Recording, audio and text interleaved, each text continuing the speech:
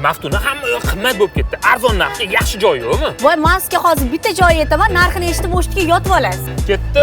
Bu joyning narxlarini eshitib rostdan mazza qo'rarkan odam. Videoni oxirigacha ko'ring. Bitta 4 kishilik chotki set yo'lga qo'yishibdi. Setda 4 ta chechevitsa sho'rva, 2 ta non, bitta Cezar salati, bitta kompot, bitta choy va 4 kishilik asado taomi bo'lar ekan. Asadoni shef-poveri o'zlari yoninglarga kelib shunaqa suyularni chiqarib, shu o'qib padacha qilib berar ekanlar. Go'shtlari juda ham mayin bo'lib pishgan. Eng qizig'i narxi 340 ming so'm. Kishi boshiga 85 mingdan tushyapti zo'ra. Set olsanglar obsluga ham yo'q. Shu pulni o'zini to'laysizlar bo'ldi. Boshqacharoq set qolganligi 6 ta chuchvara, bitta svejiy salat, 3 ta non, bitta kompot, bitta choy va 6 kishilik asarti go'shtli varianti ham bor. Asartining ichida qo'y koreyka, tovuq boldir, matalashka, yana allanimалari bo'lar ekan. Buni narxi kishi boshiga 90 mingdan. O'rtoqlar bilan surishni yig'ilib olishlik joy. Shunda ham yig'ila olmayman desanglar bilmadim endi. Yoki o'zim uylarga borib xotiringlardan ruxsat so'rab beraymi? Aksiya muddati chegaralangan. Tezroq foydalanib qoling. Lokatsiya ham qulay. Ko'kchamachi ro'parasida, Qaldirg'och kafesi. Videoni yig'ila olmay yurganligiga yuborib qo'yamiz. Aniq lokatsiya Telegram kanalda.